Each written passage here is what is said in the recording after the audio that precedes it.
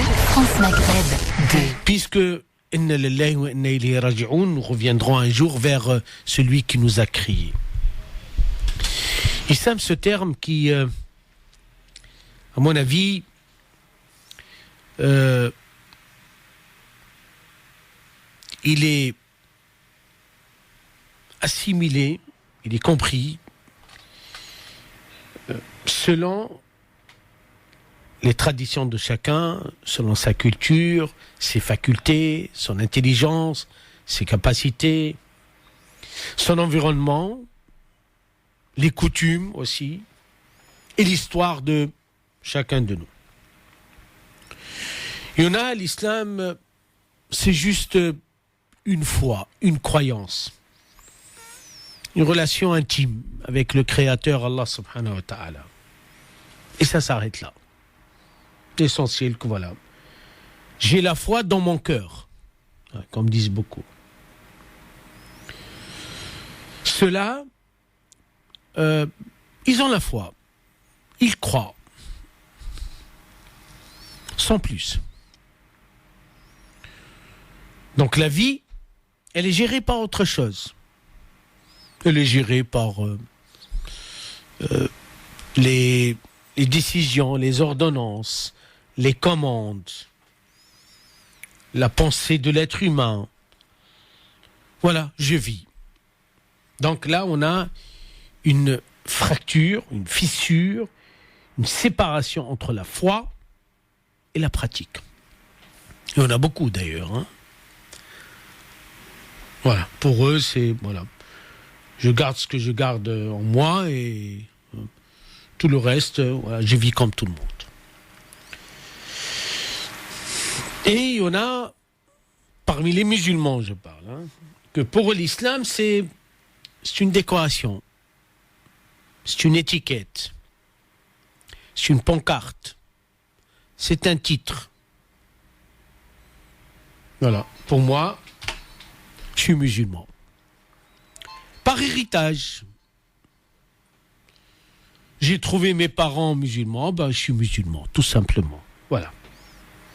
Yani, c'est même pas la peine de réfléchir, de penser, de savoir, de connaître, de comprendre. Voilà. Et voilà, c'est une étiquette.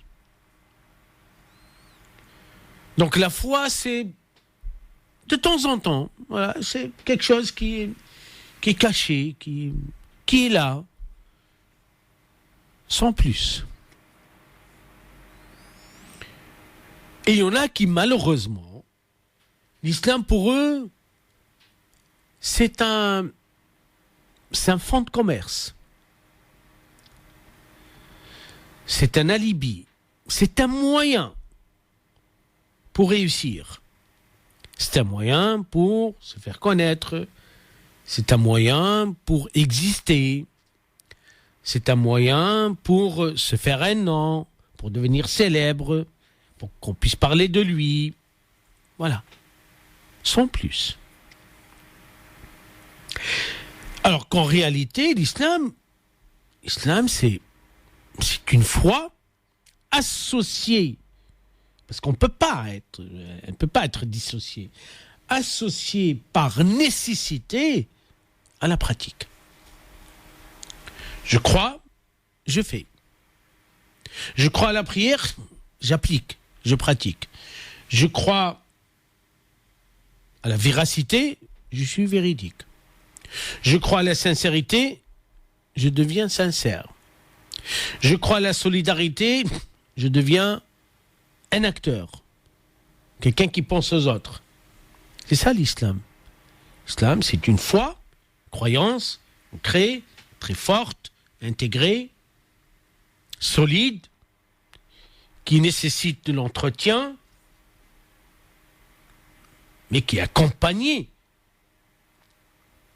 associée, suivie par des actions, des actes. Pas de séparation, pas de fissure, pas de demande, pas comme l'a dit le prophète alayhi salatu wassalam, les deux visages. Il a dit amanu wa amilu salihat, ceux qui croient, ils font du bien, ceux qui croient, ils font du bien. C'est ça l'islam. L'islam, c'est un tout. C'est comme chez l'être humain. On ne peut pas observer l'être humain juste à partir d'une seule partie. Le cœur, uniquement. Voilà. Ou bien les mains, ou bien les jambes, ou bien les yeux, ou bien la tête. Ou bien... Non, c'est un tout. L'être humain, c'est un tout. Et l'un ne va pas sans l'autre. C'est ça l'islam. Et c'est toute la difficulté de beaucoup de musulmans aujourd'hui. Bien sûr, je ne vais pas en parler de ceux, pour eux, l'islam, c'est, voilà, en fait, ce sont ces interdits, c'est un ensemble d'interdits, c'est de l'oppression, c'est la peur, c'est la crainte, c'est l'angoisse. Non, je ne parle pas de cela. Je parle des catégories des musulmans. Donc, en réalité, l'islam, c'est un rapport avec le Créateur qui permet à l'être humain de construire une relation avec autrui. C'est ça l'islam. C'est l'iman wa l'amal. Ladina amanu wa amilu salihat. C'est la globalité, c'est la totalité, c'est associé, c'est additionner. Et non pas soustraire. Et non pas réduire. Et non pas écarter. Ce n'est pas cet islam que nous voyons aujourd'hui, malheureusement, que dans les mosquées. Il est musulman. Il sort de la mosquée, il n'est plus musulman. Il y a un problème. Ça ne peut pas être. Ah non, le politique, l'économie, non, ça c'est les êtres humains. Non, ça ne concerne pas l'islam. L'islam, il s'occupe que juste. Non.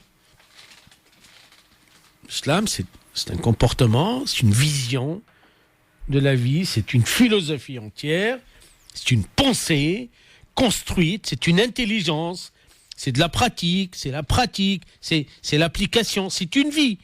Voilà, c'est la vie, tout simplement. C'est la vie. Parce que le Créateur, Allah subhanahu wa ta'ala, le législateur, celui qui a élaboré l'islam, c'est le Créateur. L'islam, c'est une guidance, hidayah. C'est une hidayah, c'est une guidance. Parce qu'on en a besoin. C'est ça l'islam. Et malheureusement, il y a beaucoup de musulmans qui, voilà, pour eux, c'est construit faussement.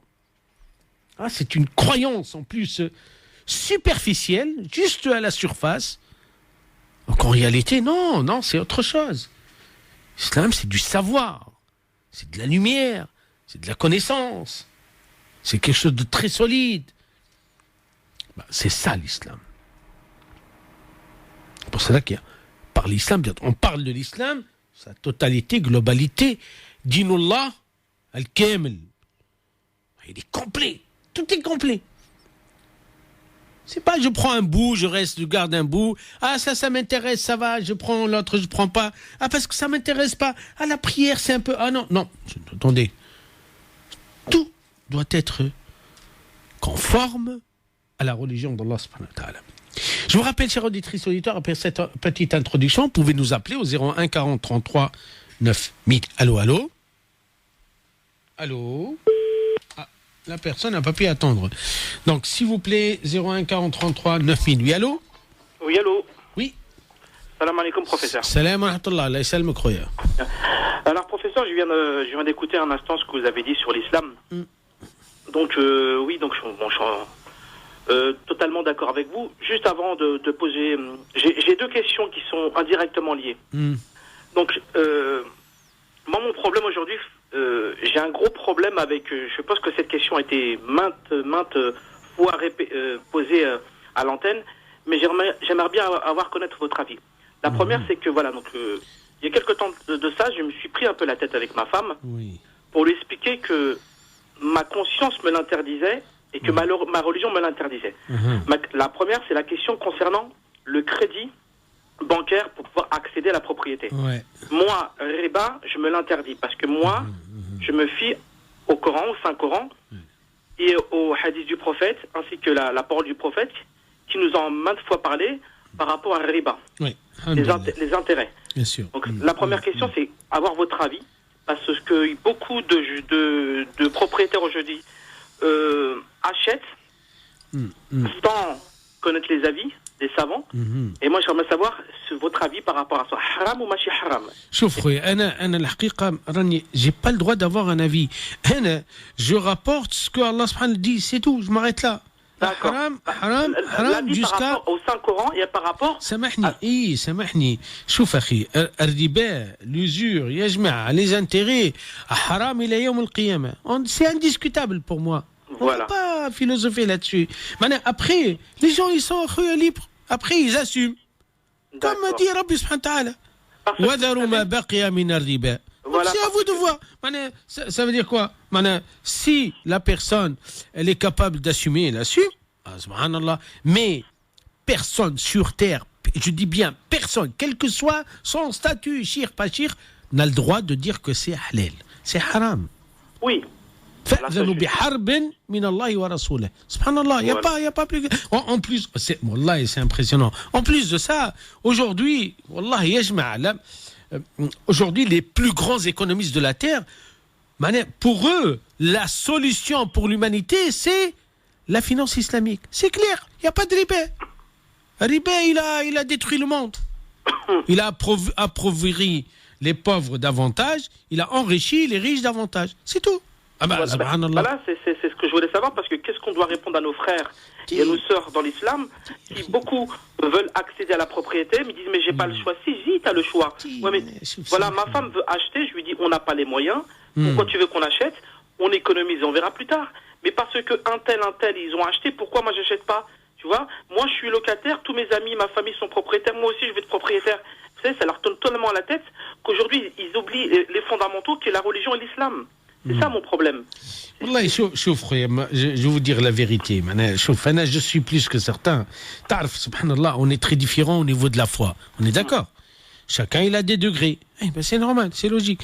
Subhanallah, il y a des gens, par exemple, pour eux, lorsqu'on parle de l'argent, pour eux, il ne faut pas parler de riba, de haram, etc., parce que ça les dérange. C'est comme ça. Oui, c'est l'être humain.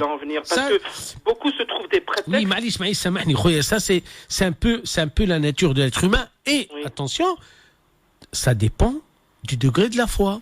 Oui. Celui qui a une foi très forte, iman billah subhanahu wa ta'ala, et que pour lui, lorsque Rabbi il a dit haram, c'est haram, ça veut dire que s'il n'y a pas de baraka, ça veut dire c'est des misères. Chouf, je veux dire quelque chose. Subhanallah. Dernièrement, une personne, elle a forcé le destin de Rabbi subhanahu wa ta'ala.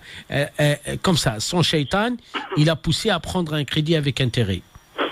Il me jure, subhanallah, depuis, il n'y a que des misères. Il n'y a que des problèmes.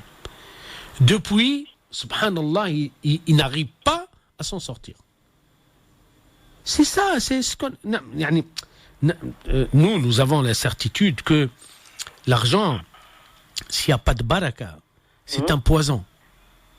C'est ce que je dis toujours. L'argent, l'argent, s'il n'y a pas la baraka d'Allah subhanallah, elle part très vite, il n'y a rien. Wallah, même c'est 10 millions. C'est connu, c'est très connu. On le sait, on le sait très bien. Tôt ou tard, cet argent va va se retourner contre la personne. C'est clair, c'est comme ça. Mais vis-à-vis de notre créateur, d'Allah subhanahu wa ta'ala, le fait d'avoir accéder à la propriété avec riba et avec les intérêts, est-ce qu'on va en rendre compte devant le créateur? سامحني خويا quel que ce soit le crédit, pas crédit, nous allons tous rendre des comptes auprès de Rabbi subhanahu wa ta'ala. D'accord. Notre vie, c'est un dépôt. D'accord? Nous sommes responsables de notre vie. Il n'y a personne. Nous sommes responsables. Rabbi subhanahu wa ta'ala, il a créé la vie et la mort pour nous éprouver. خلق الموت والحياة ليبلوكم أيكم أحسن عملا. Dans Sourate Al-Mulk, c'est clair. Rabbi, il a créé la vie et la mort pour nous éprouver. Et les épreuves, ça peut être dans le bien comme ça peut être dans le mal. Donc, nous avons la certitude que effectivement toute notre vie, Subhanallah, on doit rendre des... attendez, sinon à quoi sert Yawm al-Qiyamah, Yawm al-Hisab? Pourquoi on l'appelle Yawm al-Hisab? le jour des jugements. Pourquoi on l'appelle ça? Parce que Rabbi va dire, ok, allez, je t'ai donné ça, etc. Qu'est-ce que tu as fait de ça et ça et ça et ça et ça? D'accord. Après... D'accord, vous me confortez dans tout ce que vous m'avez dit. Par contre, j'ai une deuxième question. J'ai un ami qui, lui, a décidé de rentrer en bourse avec sa banque. Bon, c'est son choix. Moi, je lui dis, haram ou machi haram? Il m'a dit, c'est pas haram tant que tu vas dans la bourse, tu achètes des actions qui ne sont pas dans le licite, comme l'alcool, la cigarette, etc. Je voulais savoir, est-ce que le fait d'acheter des actions, d'aller en bourse, d'acheter des obligations ou pas, est-ce que c'est haram ou pas? Choufari, les savants contemporains, surtout dans la finance islamique, ils considèrent que les actions sont valables, autorisées, à condition qu'il n'y a pas d'action dans tout ce qui est haram, le tabac et l'alcool, ou voilà, en fait, tout ce qui est haram, ça, il faut se rassurer qu'effectivement, il n'y a pas, mon argent ne va pas être dans un produit illicite. C'est tout. D'accord. Donc oui, donc c'est ce qui m'a fait comprendre, c'est qu'il m'a dit que lui, c'est son business, c'est son travail, donc il a décidé avec sa banque de travailler avec son conseiller. Mais il lui a bien dit à son conseiller, surtout ne me faites pas rentrer dans des actions, du marché qui est complètement illicite par rapport à ma religion. Donc je pense que ça parce qu'aujourd'hui ils ont étudié cette question et après débat et grand débat, ils considèrent que dakhalna fi tijara, c'est une forme de commerce. Mais après, ils ont mis des conditions de validité. C'est pas ouvert. Non, c'est pas il y a toute action. Non, il n'y a pas toute action. L'action où je sais que ça va être dans le haram, pas question. Ça devient l'argent haram. D'accord. Oui, d'accord. C'est ce que je me disais. Écoutez, je vous remercie, professeur, de m'avoir répondu à ces deux questions. Shukran, et je vous souhaite bonne continuation. Shukran, barakallahu fik. Assalamu alaikum, professeur. 01 40 33 9000, c'est le numéro de téléphone que vous pouvez composer pour nous appeler. Allez, hop, sans trop tarder. Nous allons du côté du standard. Oui, allô. Bonsoir. Bonsoir. C'est pour vous poser une question, s'il vous plaît, professeur. Là, vous êtes en direct. Allez-y, Khouya. En fait, c'est pour votre avis sur le fait que, par exemple, une personne a des parents, un parent ou les deux parents qui pratiquent, par exemple, de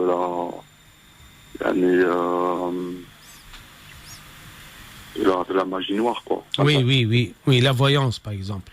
Par exemple, voilà. Est-ce que, à l'intéressé, il lui est permis de rompre les liens, sachant que la relation est elle-même toxique? Wallahi, sachant que l'intéressé a reçu des mises en garde, en quelque sorte, des grands-parents en même temps. En fait, effectivement, on peut se retrouver dans de telles situations. Il y a même pire. Se retrouver avec des parents qui osent toucher le haram. Qui, pour eux, le haram, c'est permis. Comme la voyance. D'accord? Ou autre chose. Par exemple, des gens qui, malheureusement, commercialisent dans l'alcool, alors que lui, il ne boit pas du tout. On le sait, il y en a, d'accord? Bon, ou tiercé ou autre chose. Donc, on est dans le haram. Subhanallah. Donc, là, on est dans l'obligation d'avoir deux positions en même temps. En même temps, je dis bien. La première, je n'ai pas le droit de couper définitivement avec mes parents. Parce que là, il y a le lien de sang que je dois garder. Mais attention, dans cette relation, il y a le minimum. Salam alaikum, et basta, ça s'arrête là. La deuxième des choses, c'est que lorsque eux, ils sont, par exemple, comme a dit le prophète alayhi salatu wassalam, par exemple, la maladie. Voilà, il faut qu'on les aide. Il y a un décès. Il faut qu'on, voilà, vous voyez, c'est dans ce sens. Parce que il faut, en fait, subhanallah, le Coran, quel que soit, وإن جاهداك على أن تشرك بي ما ليس لك بعلم فلا تطعهما.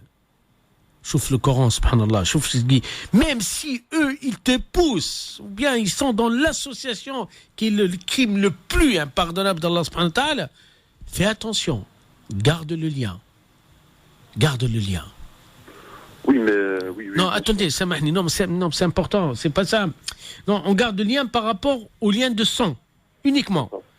Maintenant, il nous est interdit formellement, je dis bien formellement interdit, de cautionner ce qu'ils font.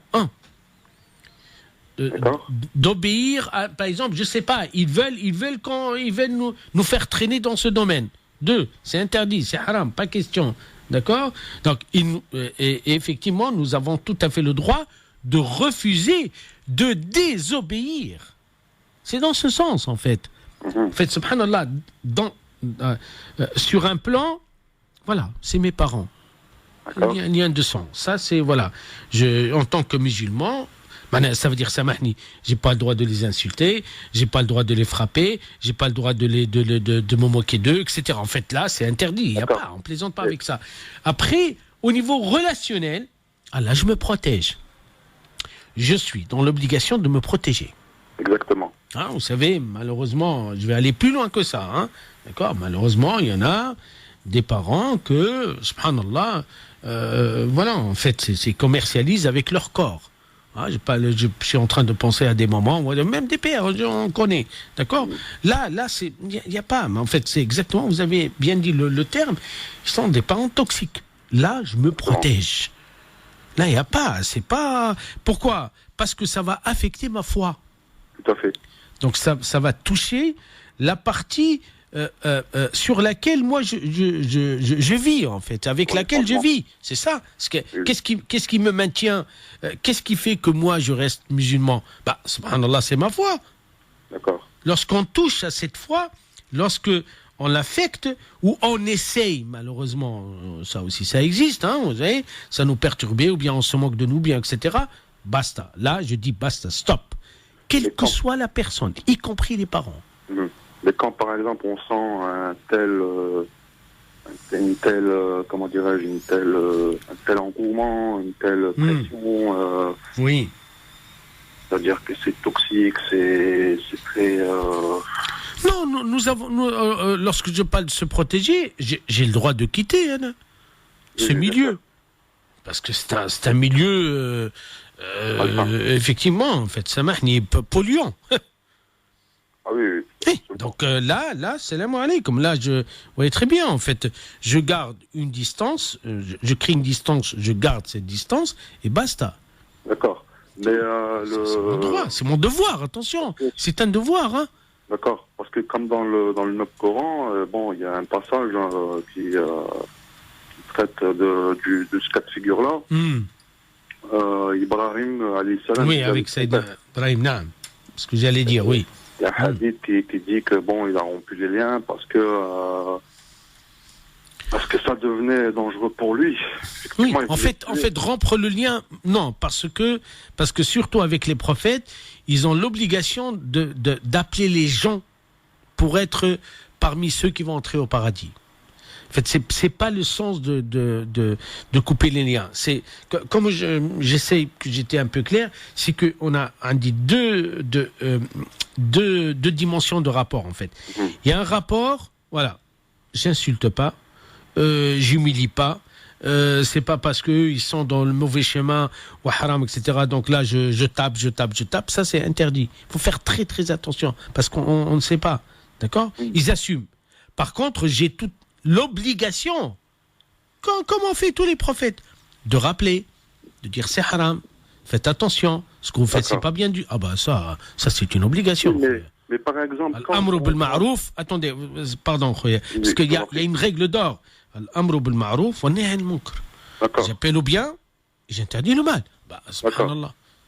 Mais quand par exemple, justement, les mis en cause par l'intéressé par l'enfant, par exemple, c'est-à-dire, ils rusent, ils mentent, ils trahissent, ils inventent, ils ont réponse à tout.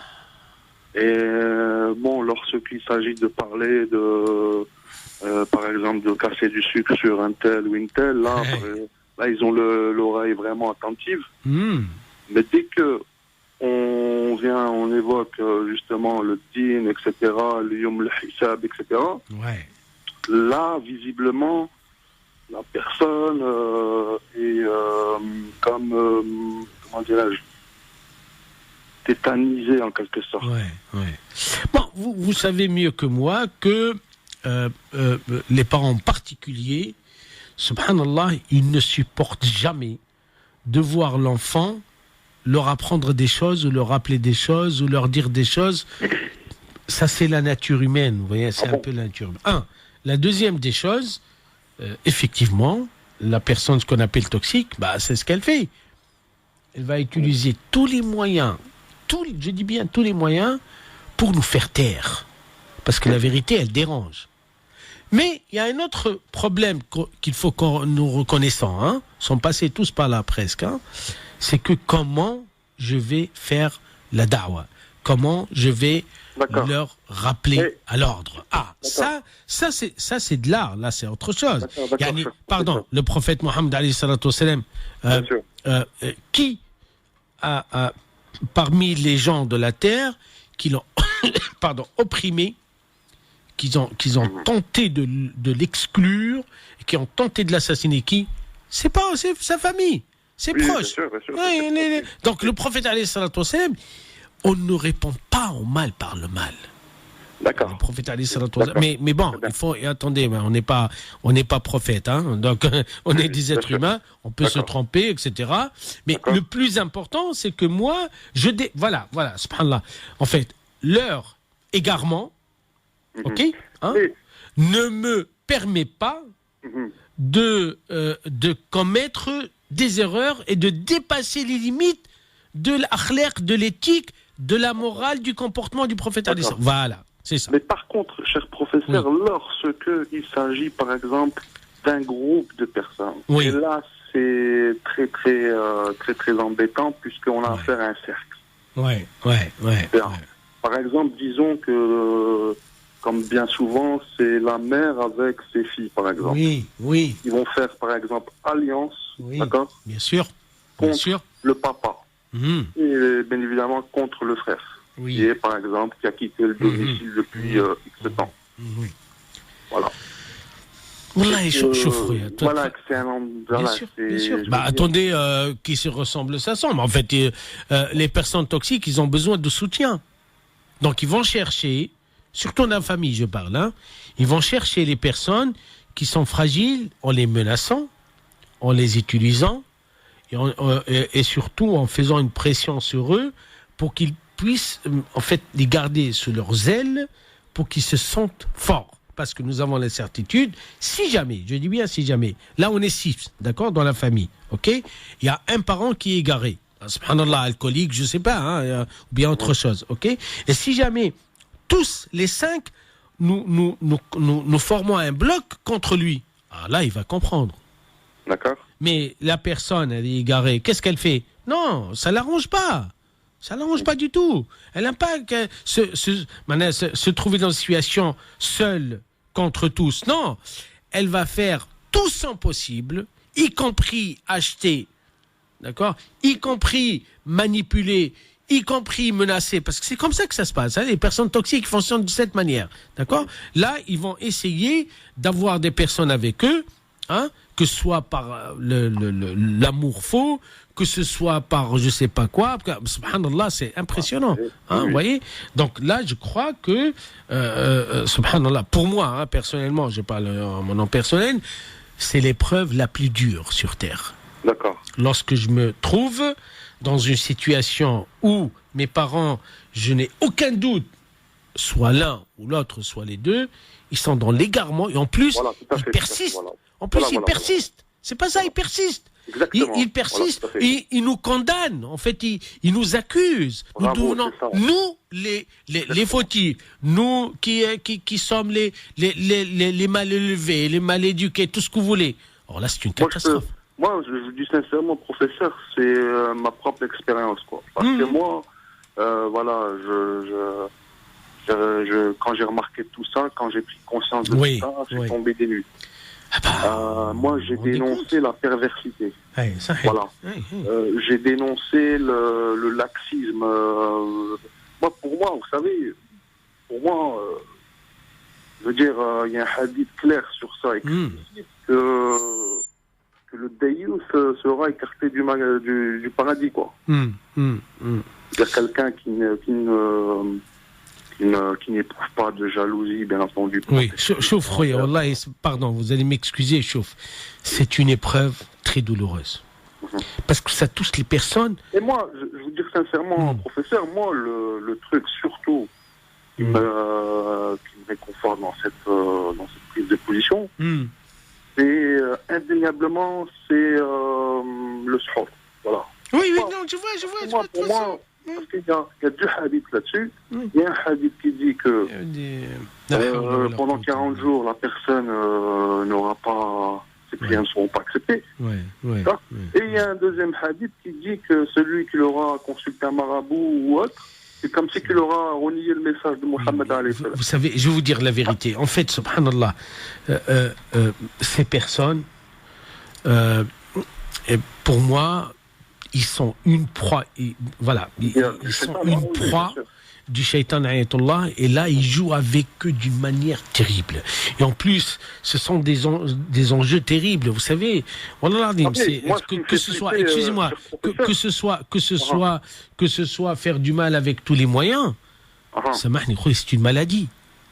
Moi, je peux vous assurer, professeur, rien qu'hier, j'ai rêvé d'une araignée dans mon rêve, quoi. Une grosse migale. Moi, je le sens en ce moment. Je peux vous assurer, depuis que j'étais clair avec ma mère, que je lui dis que c'est la dernière fois que qu'elle a de mes nouvelles, qu'elle attend ma voix, parce que la relation, je peux vous assurer, écoutez, moi, comment ça s'est passé? Je leur ai reproché d'avoir été consulté, parce que voilà, moi, mon père, il y a eu une fuite. Il m'a dit oui, le marabout d'à côté, le Khallah, il a pris 250 €. Oh là là. Après, ensuite, il enchaîne avec une histoire. Le voisin, il est parti pour son fils. Il passe le permis. Il a grillé de priorité. Il a obtenu son permis. Oh là là là là là. Genre, pour moi, il encourageait tout ça. Il avait cautionné tout ça. Bref. Suite à ça, moi, je l'ai laissé dans une petite case dans la tête, et je ressorti ce dossier à ma mère par téléphone. Elle dit, mais non, c'est juste une bouteille d'eau, il a juste dit de machin, t'as rien mangé, t'inquiète pas. Et franchement, elle prenait plaisir à détailler ça, c'est comme si c'était une recette. Oui. Tellement c'était... Je vois. Professeur, j'étais obligé de mettre fin à la conversation. J'étais obligé de raccrocher. De toute façon, là, je crois, et vous avez tout à fait raison, que nous avons l'obligation de nous protéger. C'est un mal. C'est le mal. Le mal qui vient de nos proches, de nos parents, c'est un mal. Moi, mes deux petites sœurs, professeur, on ne plaisante pas avec ça. Moi, je vois, c'est comme si elle est sous son emprise. C'est un truc de fou. Oui. Là, j'en ai parlé à mon père. Et je lui ai dit, elle est très mauvaise, qu'elle est toxique, qu'elle est manipulatrice, qu'elle a trahi. Et je peux vous assurer le pire, vous savez, c'est quoi, professeur? C'est qu'elle a réussi. Moi, je me rappelais, j'ai commencé à fumer très jeune, que mon père a eu des doutes, il y a eu une prise de sang, elle est venue. Donc mon père, il était sincère avec elle, il lui a dit, bon, on va faire une prise de sang, tout ça. Eh bien, je peux vous assurer qu'elle est venue, elle nous a prévenus. Elle m'a dit, oui, demain, tu auras une prise de sang, tout ça, fais attention. Et la cerise sur le gâteau, c'est que là, elle a réussi à convaincre le médecin traitant de la famille de ne pas divulguer les résultats. Exactement, ça. De toute façon, là, parce qu'il y a la pub, regardez, pour moi, c'est clair. Le musulman, il est dans l'obligation de protéger sa foi. La foi, c'est un trésor, c'est une perle. On ne plaisante pas avec ça. Peu importe. D'accord? Allah ya'awnik, akhi, Rabbi yahfazna. Barakallahu fik. Shukran, khoya. Salam. 01 40 33 9000. Effectivement, nous sommes toujours ensemble. Je vais vous ouvrir une petite parenthèse. Je suis sollicité par un établissement scolaire privé musulman qui se trouve dans le 94 et que je m'adresse à tous les parents des arrondissements, en fait, de Paris, 93, 94, même le 77, 91, en fait, tous ces départements proches, en fait, voilà, pour les inviter par cet établissement, demain, porte ouverte. Vous savez, il y a beaucoup d'établissements qui font des portes ouvertes. Donc, les parents qui ont des enfants qui vont entrer en 6e, l'année prochaine, Inch'Allah, d'accord ? Ou bien des enfants qui, voilà, ils veulent les mettre dans des établissements sécurisés, avec la morale, avec l'éthique, etc. Je crois que c'est important, en fait. Voilà, parce que ce n'est pas évident aujourd'hui. Là, vous avez demain porte ouverte. Demain matin, Inch'Allah Ta'ala, donc samedi 18 janvier à 9h30, à partir de 9h30, il y a beaucoup d'activités, des expositions, etc. Donc je vous donne l'adresse, 44 rue Marcel, Gros-Ménil, à Villejuif. Donc les personnes qui sont du côté de Villejuif ou du côté de Montrouge, etc. En fait, voilà, tous les environs, même de Paris, etc. Vous êtes tous invités. Demain, faites passer le message. S'il vous plaît, établissement, vous pouvez aller sur la page de Facebook ou leur site, Éducation et Savoir. Éducation et Savoir, c'est un établissement privé, musulman, qui, voilà, en fait, machallah, alhamdoulilah, le taux de réussite, en fait, il existe depuis très longtemps, hein, mais le bâtiment, voilà, en fait, là, je vois la photo, il paraît qu'il est très, très beau, donc, on vous invite demain, Inch'Allah Ta'ala. Voilà, juste pour petite information. Allez, nous allons du côté du standard. Je crois que nous avons une personne. Oui, allô? Allô, salam alaikum. Salam alaikum, si Mohamed. كيف الحال؟ لاباس خويا. C'est un plaisir de vous entendre. الله يسلمك. سي محمد عندك اولاد في كوليج واحد ولا ما عندكش؟ ما عنديش، moi j'habite Courbevoie وبعيد علي. Courbevoie الله يهديك، واش بعيد عليك يا صاحبي؟ هذاك ما عندكش شيء، سي بون، انا خلاص. je voudrais vous poser une question. قل لي. نعاود نرجع على واش قلت. Je crois que c'était l'introduction تاع la semaine dernière, professeur. العربية، القراية تاع العربية. نعم. Professeur, je voudrais avoir, parce que regardez, j'ai gambergé toute la semaine. Et j'ai pas osé vous envoyer un message sur votre numéro, donc ما حبيت. قول لي الواحد اللي ما يقراش العربية. Parce que vous avez dit que lire le Coran en arabe c'est une obligation. Dans quel sens c'est une obligation? C'est-à-dire que c'est une obligation dictée par Dieu ou c'est une obligation pour, comme الواحد اللي يحب يسوق الطوموبيل, c'est une obligation d'avoir le permis. C'est dans ce sens-là que vous l'avez dit. Voilà. Parce que خليني نكمل ou سامحني. Et est-ce qu'on commet un péché quand ما نعرفوش نقروه؟ لا هو تو دابور سامحني لنا فاهمك اولا القران الكريم يقول لك اقرا باسم ربك الذي خلق. إن أنزلناه قرآنا عربيا مبينا. واضح سي كلير. دونك اللي ما عندوش العربية il ne peut pas سامحني déguster savourer ويمشي مع القرآن الكريم. هذه واحدة.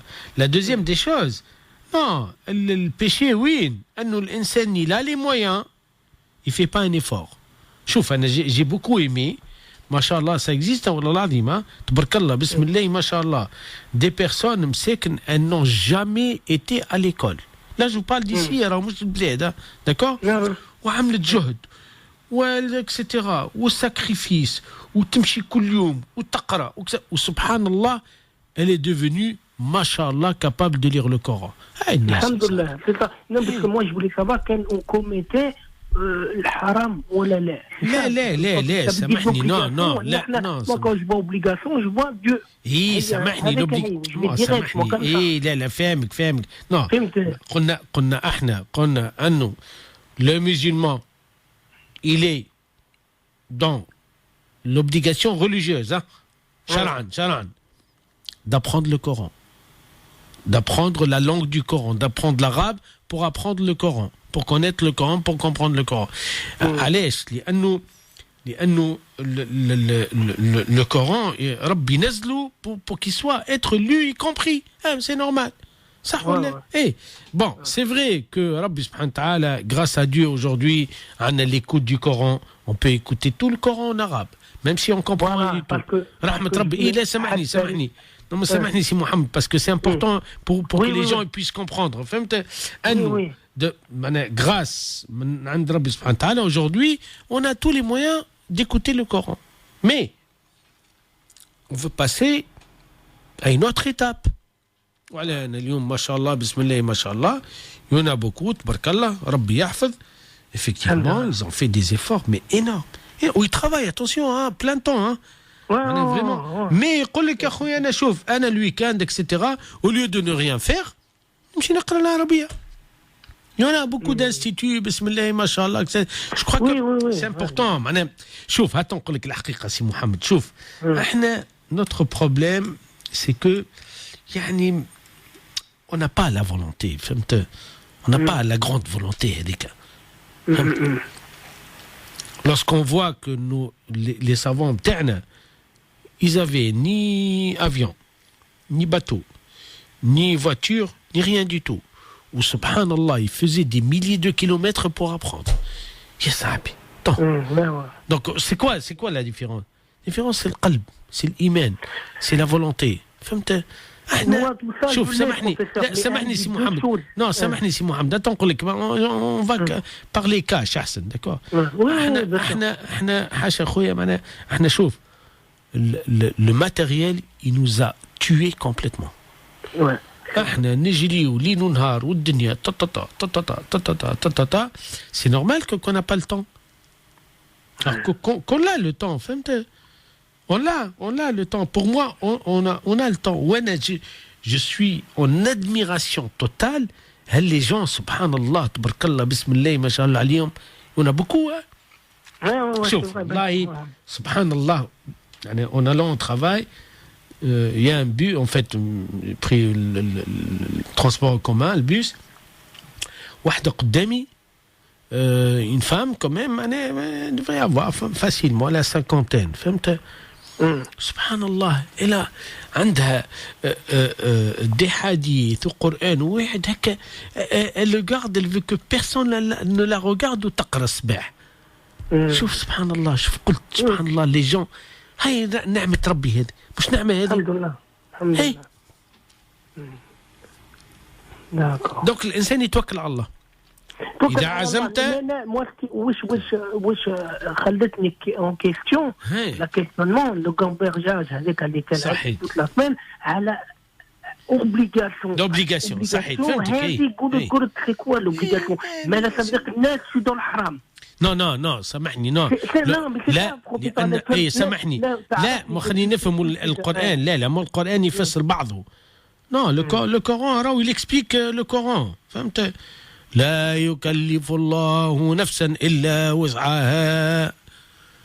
لا يكلف الله نفسا إلا وسعها. يعني النبي عليه الصلاة والسلام nous a dit je vais vous demander des choses, faites ce que vous pouvez même si c'est obligatoire. Je vous ai interdit des choses, il faut s'arrêter. قد أمرتكم بأمور فأتوها ما استطعتم قدر المستطاع. فما واحد il peut faire 10%, l'autre 30%, ya subhanallah. Moi Rabbi il connaît notre vie, non? Il connaît notre intention. Donc c'est ça ce qui vous a manqué. انت خذيت juste une partie وخليت une autre partie. ماني قلت لك الشيطان نتاعك والعياذ بالله قوي قلت لي نو. الله يهديك يا سي محمد. خوينا يعني لا سي با بوسيبل moi il me bat trop انا عندي ce côté toujours هذه عمل العمر parce que j'ai pas appris moi dans les années où j'étais plus jeune. فهمتك.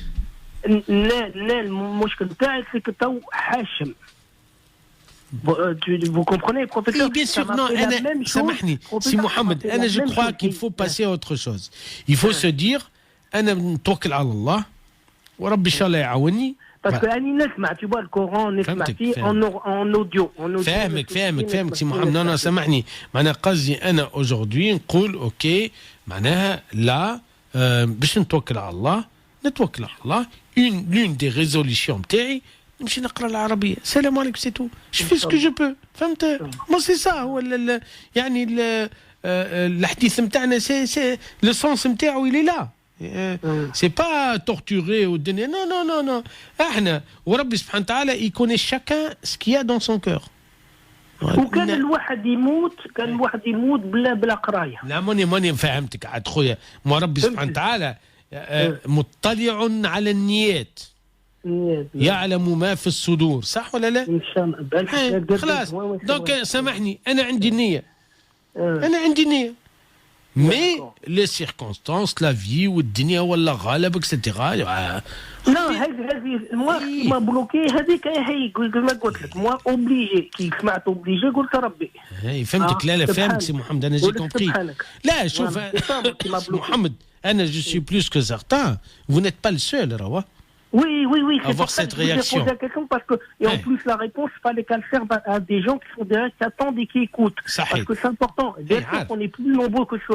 Moi, Toubet, t'as dit 15 ans, toi. Oui, non, mais سامحني, votre réaction. Entre le moment où j'ai commencé, moi, votre réaction. Et on n'est pas fini d'apprendre. شوف l'essentiel. شوف محمد شوف سي محمد معناها احنا ربي سبحانه وتعالى il nous a accordé beaucoup de choses, ça ou là? Alhamdoulilah, oui. Donc là, aujourd'hui pour moi, il y a de quoi faire. Beaucoup de choses. Parmi les choses, je vais apprendre l'arabe, Khouyan. C'est tout. Attention, avec l'intention de pouvoir avoir accès au Coran. هذا شنو نحب أنا. الحمد لله. با جوست معناها لا انا نحب نتعلم العربيه اكسد العربيه القران الكريم باش الانسان ما يموت الجهل. فوالا سي سا. On n'aime pas mourir ignorant. Non, on aimerait bien mourir au moins on connaît un minimum. فهمت؟ الحمد لله ان شاء الله. ربي يحفظ ربي يعاون سي محمد. شكرا سيدي. بارك الله فيك. الله يسلمك. ربي يعاونك. سلام. Donc, je vous rappelle, chers auditrices et auditeurs, que vous pouvez nous appeler au 01 40 33 9000. Oui, non, parce qu'il y a la pub. France Maghreb 2, France Maghreb 2, France Maghreb 2, France Maghreb 2. Sur 94 FM. Sur 94 FM. À Clermont-Ferrand et toute sa région.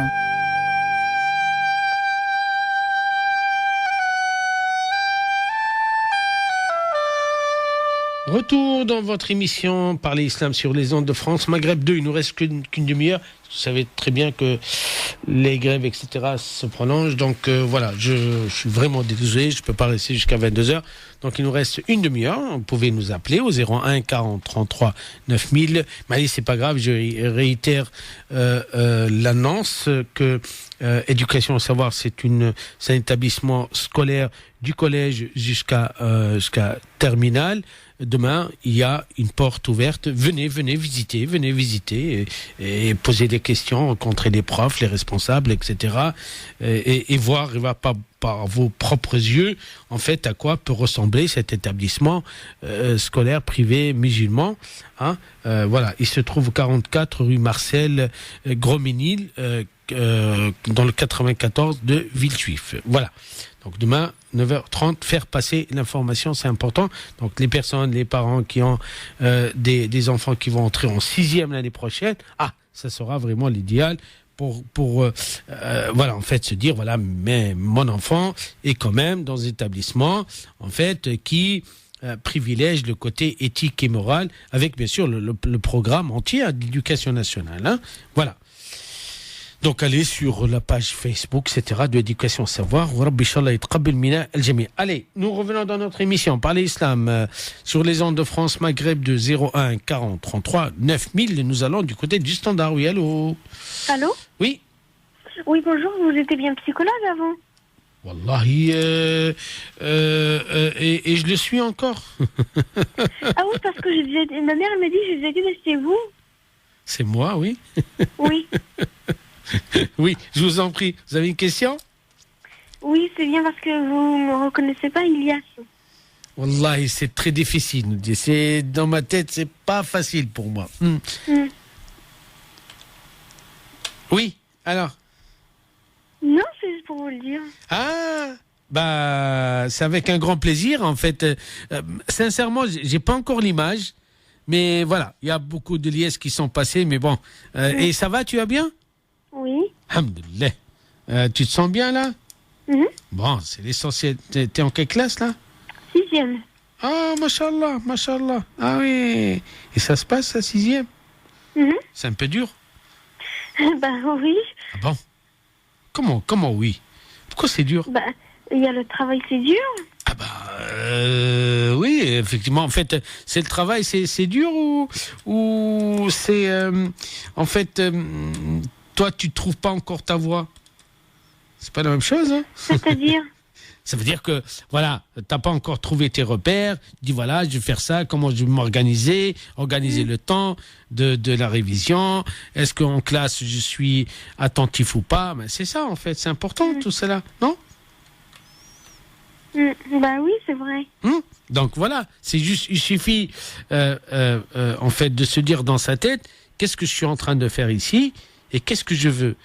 Tu peux me dire ce que tu aimerais bien faire comme métier demain, Inch'Allah? Comme métier? Métier, qu'est-ce que tu aimerais bien Ah faire? oui, chef cuisinier. Oui. Comment? Chef cuisinier. Ah, comment? Chef cuisinier. Ah, mashallah, Allahu Akbar. Ah bah, ah oui. Ah, ben, écoute, il y a beaucoup de travail, hein? Ah oui, Parce qu'il faut être un artiste, un grand artiste, très attentif, parce que si on brûle le repas, il y a un problème, hein? Ah oui. Tu vas laisser les... T'es d'accord avec moi? Hein? Bah, il faut faire attention, parce que si jamais, toi, Inch'Allah, le chef cuisinier, en fait, il va faire un repas qui va pas plaire aux clients, il y a un problème, hein? Ah bah, il y a personne qui va revenir acheter, hein? Non, il y a quelque chose qui va pas dans la nourriture. Ah bah, en fait, non, c'est le chef cuisinier qui a mal mis les ingrédients. Je sais pas, peut-être plus de sel, peut-être moins d'huile, peut-être je sais pas quoi. Bah, voilà, en fait, c'est... Il y a une chose qu'il a oublié de mettre. Ah, certainement. Donc, il était ailleurs. Il n'était pas concentré. Donc, c'est un travail qui nécessite beaucoup de concentration quand même. On est d'accord? Bah, écoute, c'est un grand plaisir de t'écouter, d'accord? Inch'Allah, je prie Allah subhanahu wa ta'ala à ce que vraiment il t'aide, Inch'Allah, Ya Rabbi, que Dieu nous prête vie, tu vas devenir un grand chef cuisinier, Inch'Allah. Alhamdulillah. Voilà, allez, salam wa rahmatullah waldi. Salam. Inch'Allah. Ça fait vraiment plaisir. C'est vraiment plaisir. Ça fait... Ah bah oui, bon, je sais pas, vous savez, c'est pas évident pour moi, hein, mais bon, c'est comme ça. Voilà. Parler simple sur les ondes de France, Maghreb 2. Je vous rappelle, chers auditrices et auditeurs, qu'effectivement, oui, en fait, pour les personnes qui aimeraient bien avoir des rendez-vous, en fait, au cabinet, puisque j'exerce depuis maintenant 13 ans en tant que psychanalyste spécialiste, donc, vous pouvez m'envoyer juste un message. Je ne réponds pas au téléphone, s'il vous plaît, parce que je travaille, en fait, toute la semaine. Donc, les consultations, c'est samedi, dimanche. Donc, vous pouvez, en fait, m'envoyer un petit message, 07 82 74 18 75. Nous allons du côté du standard avant la pub. Oui, allô? Allô? Oui. Oui, salam alaikum. Salam wa rahmatullah. لاباس ربي يسامي بليس على السؤال. تفضل حبيبي.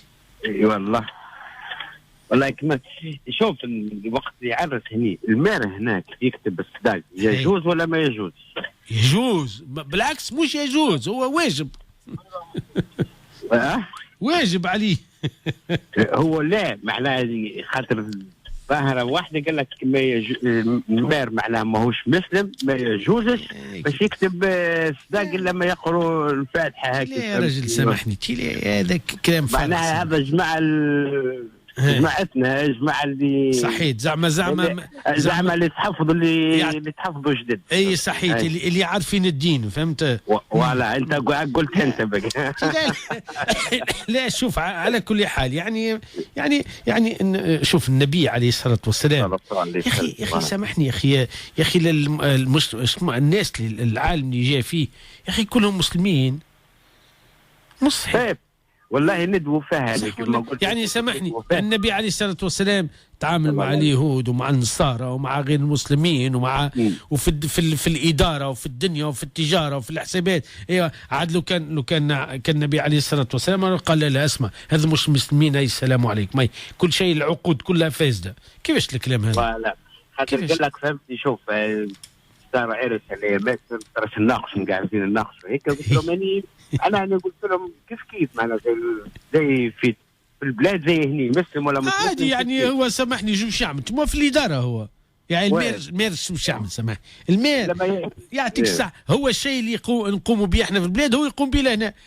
انتم راضيين ببعضكم، يعني هذا اللي نشوف فيه معناها. سامحني انتم راضيين ببعضكم راضيين، وعندكم قوانين لازم تحترموها ولازم تحترموا انفسكم اكسترا. يعطوني شهود، شكون الشهود؟ اشنو الشروط؟ السلام عليكم شنو يعني؟ سامحني شنو يعني لا هذه صايره كل مره يطلعوا لنا بدعه جديده. اسمعني والله شوف احنا اللي هلكنا هو الجهل بالدين مش العلم بالدين. ولا فهمتني. احنا اللي خربنا الدنيا هما هل سماهم النبي عليه المتنطعين. هذا من الناس اللي قالوا تعرفش العلم، قالوا زيد فيه. هذا هم واش تحب تعمل؟ الصبر وخلاص، هنا صابرين حتى ربي يعطي برشا علماء. نحب نثبت فيها خاطر عليك. لا قلت لهم قاعدين نناقشوا هيك. قلت لهم انا راه بالنسبه زي في البلاد زي هني هذا يعني سامحني هو عمل اداري. هو عمل اداري.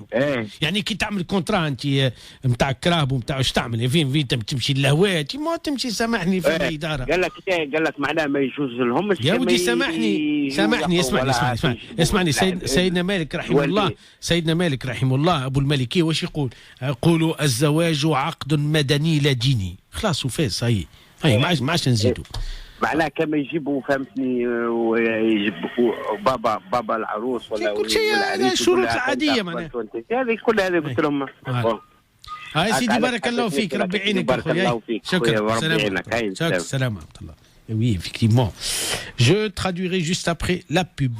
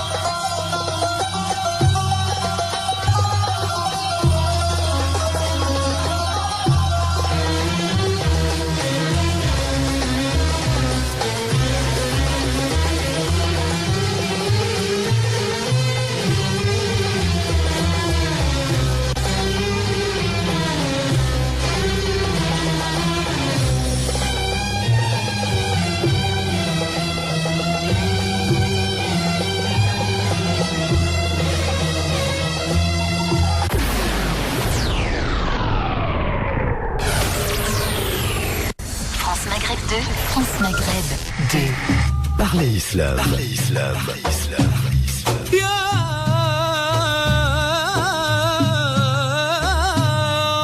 Parlez Islam pour répondre à vos questions, vos interrogations et vos doutes dans la mesure du possible en direct live. Parlez Islam, une émission dirigée et animée par le professeur Sami Abdessalam. Parlez Islam pour mieux le vivre dans notre société.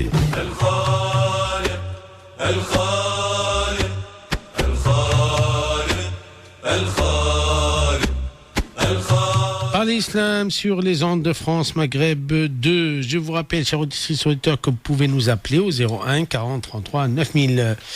Allez, j'insiste sur l'événement de demain. C'est une porte ouverte dans un établissement privé musulman, éducation et savoir, 44 rue Marcel Grominil, dans le 94, Villejuif. Voilà. Allah يتقبل الجميع إن شاء الله. شكرا لكم. الحمد لله رب العالمين. اللهم صل وسلم على سيدنا محمد. Allez, nous allons du côté du standard. Oui, allô. Allô. Salam alaikum. Alaykoum assalam wa rahmatullah. Voilà, j'ai une petite question concernant certaines règles après un accouchement. Oui. En fait, par rapport à mon épouse, au niveau des saignements et des 40 jours, donc en fait, on se posait la question à savoir à partir de quand on compte le premier jour et est-ce qu'elle doit prier le 40e ou le 41e jour? Très très bonne question. Alors, la réponse, elle est claire. C'est que la question de 40 jours, malheureusement, elle n'existe pas dans notre religion. En fait, je vous explique. La femme, lorsque elle accouche, en fait, subhanallah, c'est tout dépendra des femmes d'abord. Il y a des femmes qui, voilà, elles deviennent propres vite fait. Après 15, etc. Donc, il n'y a pas un temps limité. Hein. Oui. Donc, oui, je crois que je me suis mal exprimé, en fait. Non.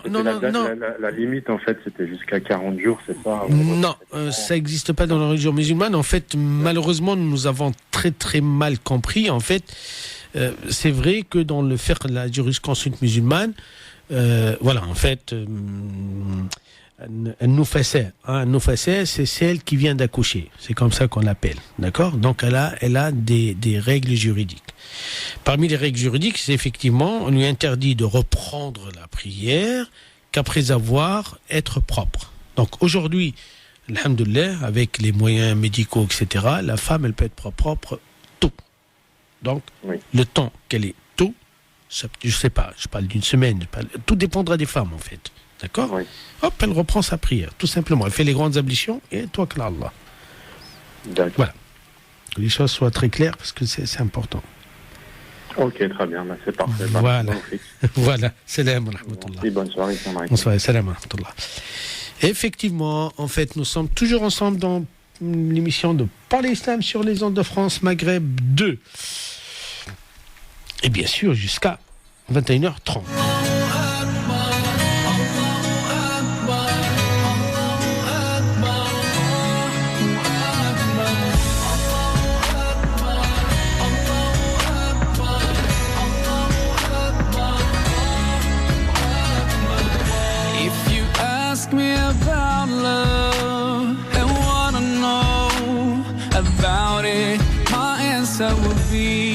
Everything about Allah, the pure love to our souls, the creator of you and me, the heavens and the whole universe, the one that made us whole and free, the guardian of his true believers. So when the time gets hard, there's no way to turn, as he promised he will always be there to bless us with his love and his mercy, 'cause as he promised he will always be there. He's always watching us, guiding us, and he knows what's deep in our hearts. So when you lose your way, to Allah you should turn, 'cause as he promised he will always be there.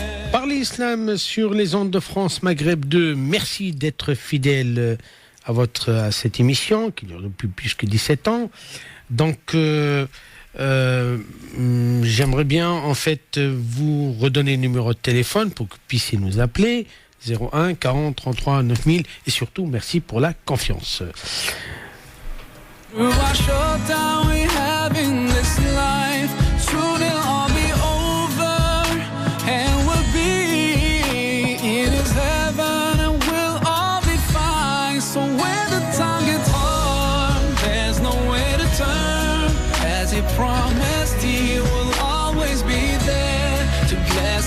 Toujours dans votre émission de Parler Islam sur les ondes de France Maghreb 2, tous les vendredis 20h, 22h, sauf exceptionnellement en fait ces temps-là avec la grève, les difficultés de transport, jusqu'à 21h30. Donc je réitère mon appel aux personnes, aux familles, aux parents qui habitent à proximité, disons proche en fait, à l'Île-de-France en fait en réalité, et qui sont pas loin de villes juives.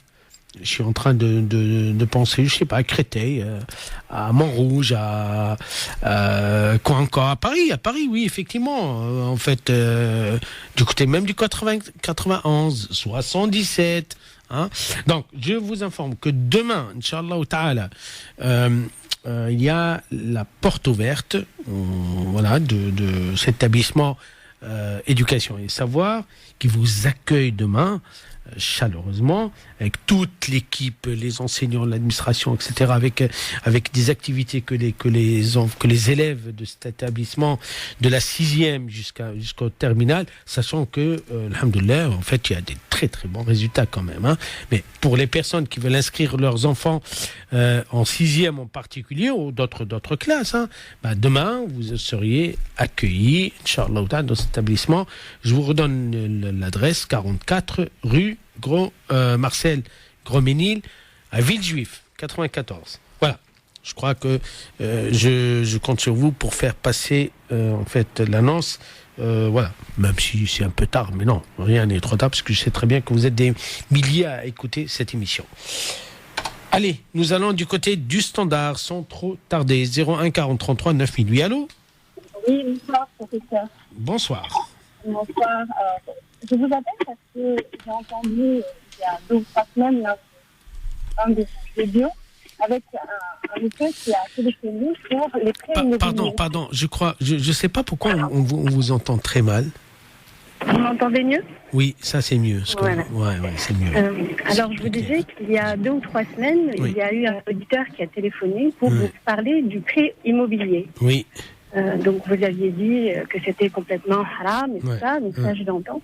Alors je voulais en apporter mon témoignage parce que avec mon mari nous avons acheté notre maison et nous nous sommes passés par une vente à terme.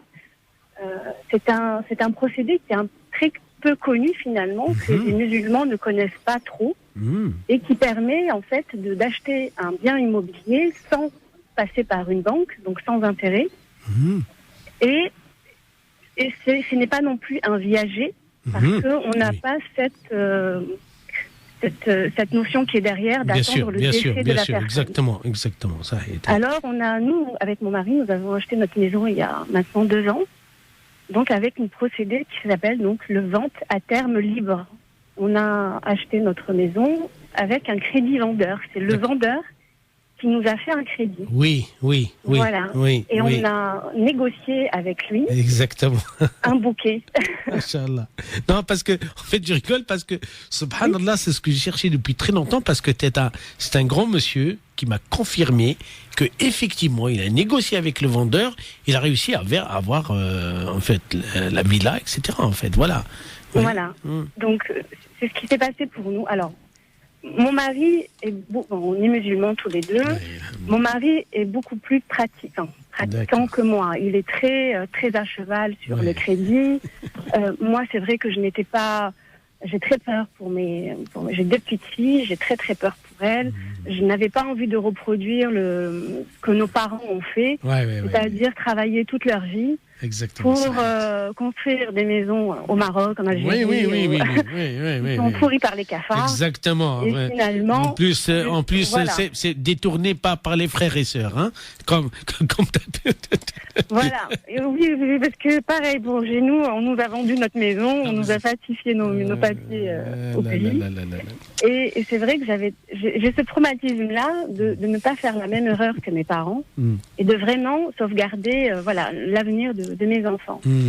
Et j'avais cherché par tous les moyens un moyen donc d'acheter sans passer par le crédit immobilier classique. Voilà. Et j'ai découvert ça totalement par hasard. Et autour de moi, à chaque fois que j'en parle, les gens ne connaissent pas cette façon d'acheter. Et c'est vrai que ça m'avait touchée quand la personne vous avait appelé la dernière fois, parce qu'on sentait bien qu'il était coincé, qu'il vivait dans une cité, qu'il avait peur pour ses enfants, pour sa famille. Ça. Et c'est vrai que nous, en tant que enfants d'immigrés, on a envie de s'en sortir. De vivre très bien comme nos compatriotes français. Et surtout protéger nos enfants. Les mêmes chances. Donc voilà, c'était juste pour apporter mon témoignage. Voilà, pour les personnes qui veulent vraiment acheter, il y a le procédé qui s'appelle vente à terme libre. D'accord, pardon, on va être pratique, cartésien, comme on dit. En fait, là, il y a une annonce, d'accord, d'un propriétaire, c'est ça ? Oui. Donc, j'entre en contact avec lui. Voilà, alors, moi j'habite en Île-de-France, en région parisienne. Il y en a très peu. Il y a très peu de biens qui sont vendables avec ce procédé. Ça est directement sans passer par une agence. Alors, si. Ah, si. Le problème, c'est que c'est des gens qui sont âgés qui vendent avec cette méthode-là, parce qu'ils ont très peur, ils veulent financer leur fin. Bien sûr, ça a été. Ils passent par des agences spécialisées en viager. Donc moi, je suis passée par une agence en viager, donc qui est très connue. Je ne sais pas si je peux dire. Non, en fait, on n'a pas besoin. Mais qui est très connue dans le viager. Je suis passée par eux. D'accord. J'ai cherché. Alors je ne trouvais pas au début, mais j'ai ciblé les viagers libres. Et donc, en cherchant les viagers libres, j'ai trouvé la maison que je voulais.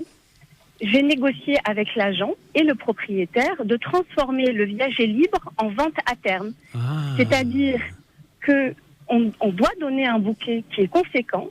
Il faut avoir des économies pour pouvoir financer. Bien sûr. Admettons qu'une maison coûte 200 000 euros. Ouais. Il va falloir apporter plus de la moitié, 100 000 euros en bouquet, en comptant. Et donc, il y aura des frais d'agence, il y aura des frais de notaire, bien sûr. Normal. Ça, c'est... Normalement. Et les 100 000 euros qu'il reste sont divisés sur une période. Nous, avec l'ancien propriétaire, nous avons déterminé une période de 9 ans. Donc, on a divisé la somme qu'il restait sur 9 ans. Voilà, c'est ça. Donc, ça nous a fait une rente mensuelle que l'on doit verser à cette personne-là. Voilà, exactement. Voilà, cette personne est un retraité de 65 ans. Son espérance de vie, on ne la connaît pas. Donc, on ne sait pas si ce monsieur vivra après 9 ans ou avant 9 ans. Dans tous les cas, nous avons exigé de lui qu'il laisse un testament. Exactement. Ça veut dire qu'on s'engage, quelle que soit la situation, etc., sans prendre en compte... Voilà, c'est ça, en fait. L'engagement, il est là. Que soit lui va le faire l'héritage ou pas, c'est son problème à lui. L'essentiel, l'essentiel que nous, on s'engage à ce que effectivement, que ce soit dans son vivant ou mourant, pareil. En fait, c'est l'engagement, il va jusqu'au bout, en fait. Il ne s'arrête pas à la mort. Mort ou vif, voilà. Exactement. On finira ce qu'il reste. Oui, bien sûr, c'est un engagement. C'est vrai qu'en fait, c'est des personnes âgées en général qui n'ont pas souvent d'enfants. Donc c'est vrai que là, on est tombé sur un ancien propriétaire qui n'a ni enfant ni femme, et on a exigé de lui, le notaire, qu'il rédige un testament pour qu'on puisse savoir, nous, à sa mort, à qui continuer, parce qu'on a un contrat de 9 ans avec lui, à qui continuer, donc on doit verser la rente mensuelle, voilà, même après son décès. Et donc il y a zéro intérêt. Et tout le monde est gagnant. Nous, on est gagnant parce qu'on n'a pas cette contrainte-là.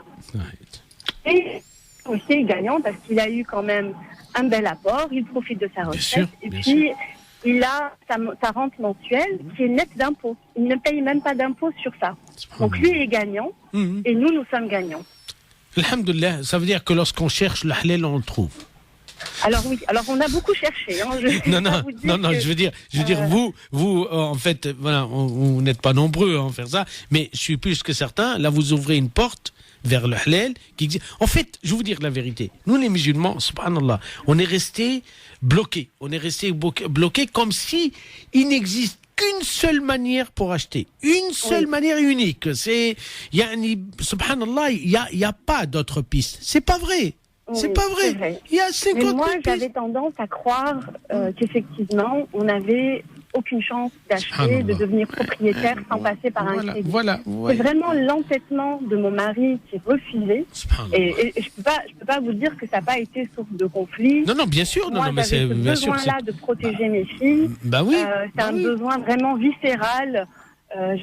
Mon mari qui refusait, ça a été vraiment une source de conflit, mais j'ai cherché, j'ai été entêtée, et c'est vrai que voilà, mais alhamdoulilah, très peu de temps après, on a trouvé notre maison, on a emménagé, tout se passe bien, Et voilà, c'était vraiment pour apporter mon témoignage aux personnes qui restent bloquées. Exactement. On a envie d'être propriétaire et de connaître le même sort que tous les Français. Exactement. Il n'y a pas de raison, on a étudié, on travaille autant que eux.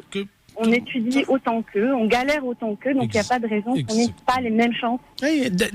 D'être propriétaire, qui, je rappelle, la propriété, c'est une grâce d'Allah subhanahu wa ta'ala. Vous savez, l'être humain par nature, il a ce désir, il aimerait bien être propriétaire. Donc là, en fait, ça c'est la première leçon. La deuxième leçon, c'est que effectivement, subhanallah, lorsqu'on se maintient dans la voie du halal, wallahi Rabbi, il ouvre beaucoup de portes. Parce que le témoignage de ce grand monsieur que je salue, il m'a dit c'est impensable, c'est impossible, ça n'a pas de sens.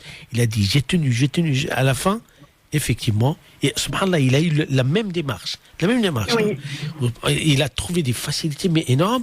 Voilà, il habite, il est propriétaire. Oui, c'est vrai, il faut être entêté et chercher, ne pas désespérer et puis se dire, voilà, on a nous aussi un moyen de pouvoir acquérir les choses dans toute la, voilà, il y a l'égalité religieuse et puis, et puis ça arrange tout le monde. Donc, Barakallahu fik pour ce témoignage. Barakallahu fik. Voilà, de chercher des viages et livres et de négocier directement avec le vendeur et de transformer ça en vente à terme. Et donc il n'y a plus cette spéculation sur la mort. Barakallahu fik. Voilà, merci de m'avoir pris. Avec un grand plaisir. Il n'y a pas de problème. Ça y est, alhamdoulilah, c'est à la fin de l'émission. Merci beaucoup. Salam, au revoir. Donc, les personnes qui n'ont pas pu, en fait, écouter ce témoignage qui est très important, ça ouvre beaucoup de portes. Vous pouvez réécouter cette émission le dimanche en podcast. Vous allez sur le site France Maghreb 2. Désolé, je suis vraiment désolé. Les personnes qui appellent, qui viennent d'appeler, je peux pas les faire passer parce que je dois rentrer. Donc, à la fin, encore une fois, je vous informe en fait que demain, il y a la porte ouverte de l'établissement Avenir et Éducation et Savoir, porte ouverte pour les inscriptions, pour connaître cet établissement, être bien accueilli avec toute l'équipe, etc. Voilà. Donc, n'hésitez pas autour de vous, faites passer le message. Pour les personnes qui cherchent désespérément en fait où inscrire leurs enfants en 6e l'année prochaine, et oui, il y a un établissement privé musulman en fait qui garantit l'éthique, la morale et surtout le cadre, c'est très très important. Là vous avez une très très belle chance, ça sera demain, Inch'Allah ta'ala. Je vous redonne l'adresse encore une fois, 44 rue Marcel Gros-Ménil, Villejuif 94. Donc voilà, en fait, quant à moi, je vous souhaite un agréable week-end. Je vous dis Allah yahfaz jami' inshallah. Allahumma barik lana fi dinina, barik lana fi sahhatina, fi amwalina. اللهم اجعلنا من المحبوبين واجعلنا من التائبين العابدين اللهم آمين آمين وصل اللهم على سيدنا محمد وعلى آله وصحبه أجمعين.